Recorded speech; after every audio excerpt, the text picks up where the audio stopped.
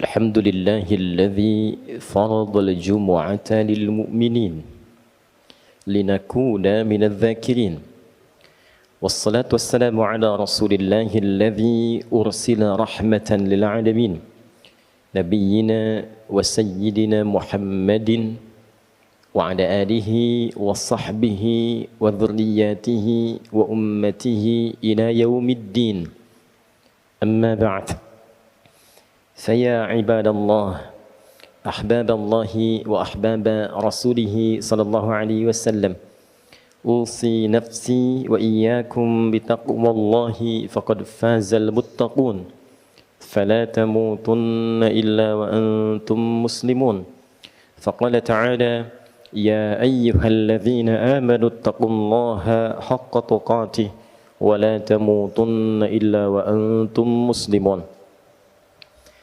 Hadirin jamaah Jumat rahimani wa rahimakumullah.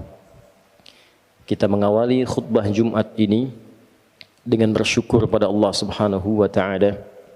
Alhamdulillah kita masih diperkenankan sampai dengan detik ini untuk beriman dan membuktikan keberimanan kita kepada Allah dengan menunaikan ibadah Jumat berjamaah. Semoga Jumat ini dijadikan oleh Allah Subhanahu wa taala sebagai Jumat terbaik di antara sekian Jumat yang telah kita tunaikan. Hadirin, seperti diketahui bahwa khutbah Jumat itu dipandang sah berlangsung jika setidaknya memenuhi 5 rukun yang pokok. Ada satu bagian yang diperdebatkan di kalangan ulama, namun ulama sepakat dengan 5 pilar, 5 rukun yang pokok ini. Pertama adalah hamdalah, memuji Allah Subhanahu wa taala dengan mengawali khutbah. Kedua adalah salawat, bersalawat pada Rasulullah sallallahu alaihi wasallam. Yang ketiga adalah wasiat, mengingatkan jamaah untuk meningkatkan takwa kepada Allah Subhanahu wa taala. Yang keempat adalah penyampaian setidaknya ayat-ayat Al-Qur'an atau bagian dari hadis Nabi Muhammad sallallahu alaihi wasallam. Dan yang kelima pada khutbah yang kedua ditutup dengan doa. Hadirin, 5 rangkaian rukun atau pilar yang menentukan sahnya khutbah Jumat itu bukan sekedar menjadi bagian formalitas, tapi ada hikmah, ada rahasia yang terkandung di dalamnya, sehingga setiap pekan kita diingatkan oleh 5 pilar ini. Dan 5 inilah yang akan menentukan perjalanan kehidupan kita setiap pekan. Bagaimana pekan-pekan itu dilalui dengan nikmat, dengan bahagia, lebih dekat dengan Allah, lebih dekat dengan potensi kesuksesan yang mungkin kita raih. Inilah 5 pesan yang sering kali diungkapkan dalam khutbah Jumat dan diulang-ulang setiap kita datang untuk menunaikannya. Hadirin, di pertemuan ini kita akan mendalami, mengelaborasi rukun yang pertama, pilar yang pertama, yaitu hamdalah. Jika kita perhatikan setiap khatib memulai khutbah Jumat, ia pasti akan berkata atau setidaknya menyampaikan syukur dan pujian kepada Allah. Alhamdulillahi Rabbil Alamin. Nahmadullah, atau segala bentuk pilihan kata lainnya yang menunjukkan pujian kepada Allah. Hadirin, hamdalah, sifat memuji dan syukur ini sejatinya memiliki 2 rahasia penting. Dan keduanya terkait dengan penerimaan atas nikmat Allah Subhanahu wa taala yang Allah anugerahkan kepada kita dalam berkehidupan.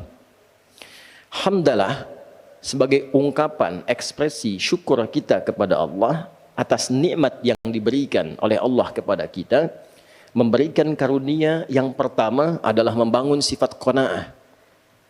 Qanaah, menerima dengan baik semua apa yang Allah anugerahkan. Dan dengan sifat penerimaan itu muncullah rasa syukur. Dan dengan syukur itu yang paling menarik, ia selalu bersikap positif atas semua nikmat yang diterima tanpa harus menyoal dan memikirkan apa yang tidak ia dapatkan sampai detik itu. Kita mendapatkan nikmat dari Allah, sepeda, muncul sifat qanaah, alhamdulillah. Kita tidak harus berpikir tentang orang yang punya motor. Kita tidak sibuk berpikir tentang pajaknya orang yang punya Alphard. Kita tidak harus sibuk berpikir tentang apa yang tidak kita miliki. Itulah qanaah. Saat ini alhamdulillah Allah berikan rizki cukup kita untuk mengontrak. Alhamdulillah, mengontrak dipetakan, mengontrak rumah. Tidak harus kita berpikir dengan rumah yang ditempati oleh orang lain. Di qanaah itu membangun sifat menerima yang melahirkan kepuasan. Alhamdulillah, terima kasih ya Allah. Engkau berikan sejatinya padaku nikmat sampai detik ini yang tidak engkau titipkan kepada hamba-hambamu yang lain. Itulah qanaah. Alhamdulillah, selama sepekan cobalah hitung berapa banyak nikmat yang Allah berikan kepada kita. Nikmat sehat, nikmat bahagia, nikmat bercengkrama. Sehingga kadang kita lupa dalam sepekan untuk mengatakan fabi ayyi ala'i rabbikuma tukadziban. Sikap inilah yang kelak akan membentengi kita dari perilaku-perilaku negatif yang mungkin muncul. Karena lawan dari qanaah itu istighna, ingin merasa lebih. Ketika seseorang ingin merasa lebih, maka tertambahlah beban hidupnya dan terbukalah potensi bagi dirinya untuk menyimpang. Kalla innal insana la yatgha ar-ra'ahu istaghna. Sekali-kali jangan pernah lakukan, kata Allah. Manusia itu akan mulai berpotensi menyimpang jika ia ingin merasa lebih. Sudah diberikan oleh Allah sepeda, ingin motor. Tentu beban diri kita, tentu pekerjaan kita, beban pikiran kita akan meningkat. Bagaimana supaya bisa mendapatkan apa yang diharapkan itu? Padahal sepeda pun belum tentu digunakan pada hal-hal yang sesungguhnya menjadi asas kebutuhan kita. Allah anugerahkan kontrakan, alhamdulillah. Tidak banyak berpikir.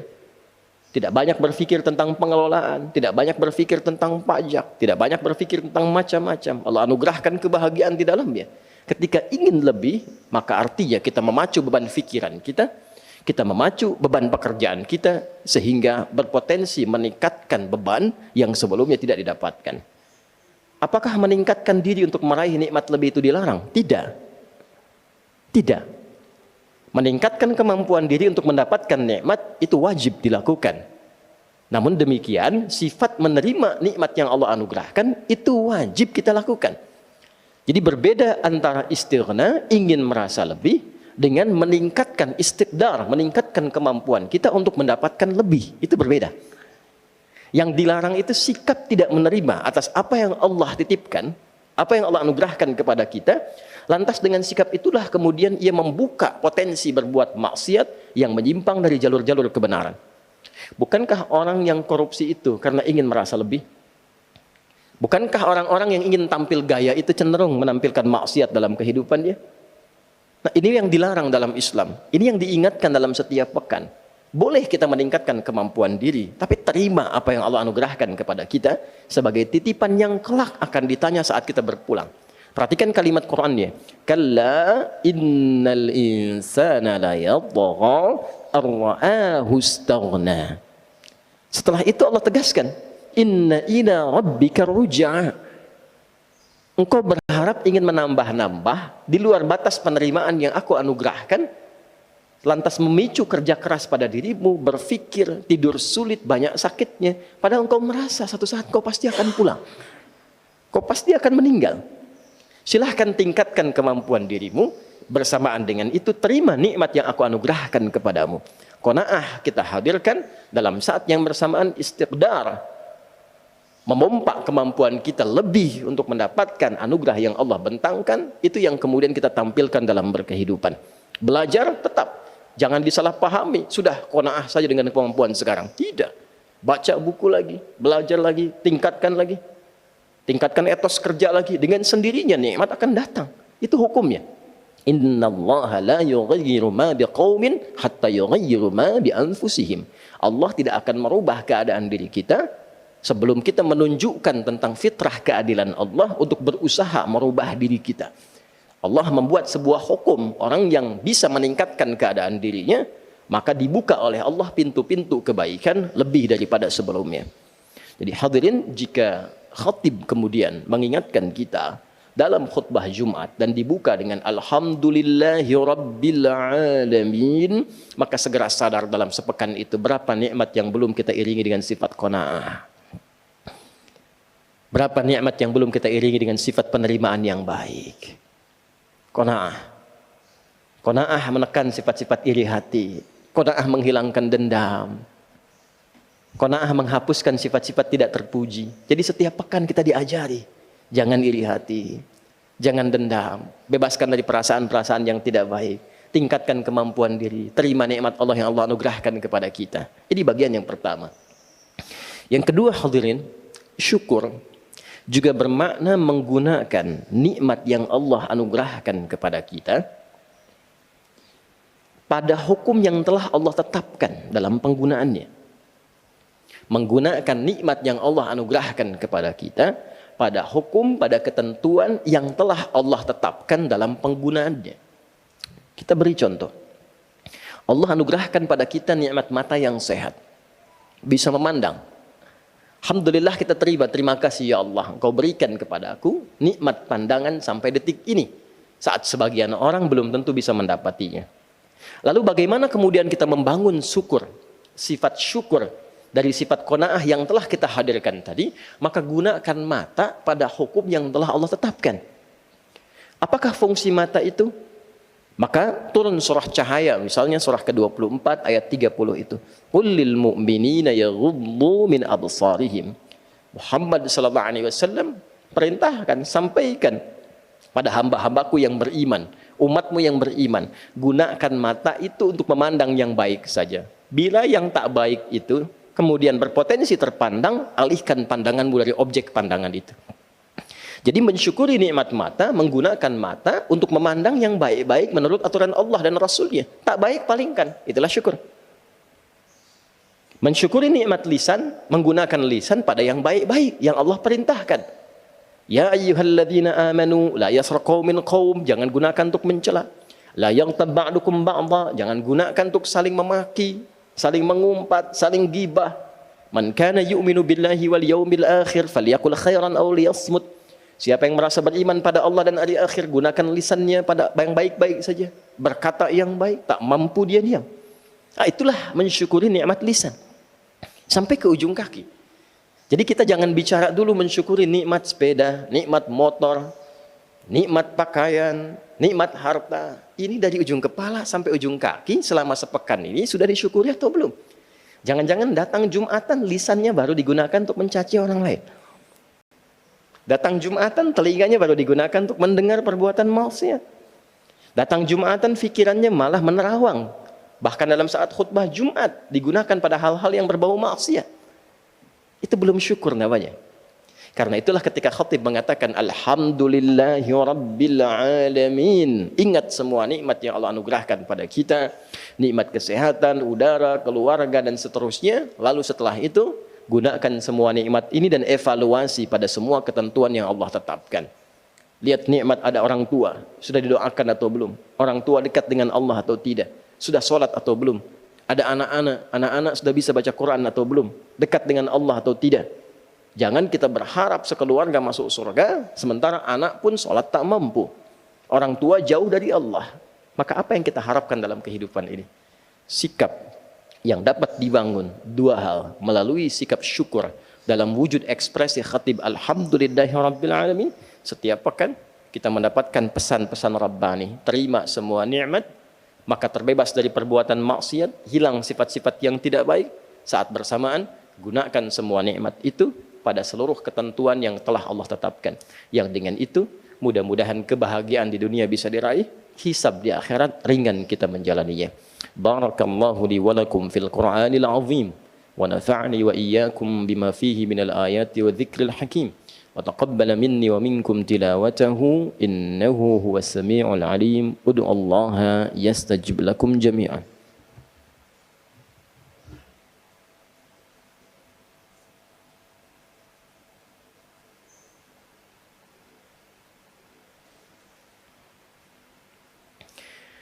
Alhamdulillah wassalatu wassalamu ala rasulillah wa ala alihi wa sahbihi wa man walah wa ba'd.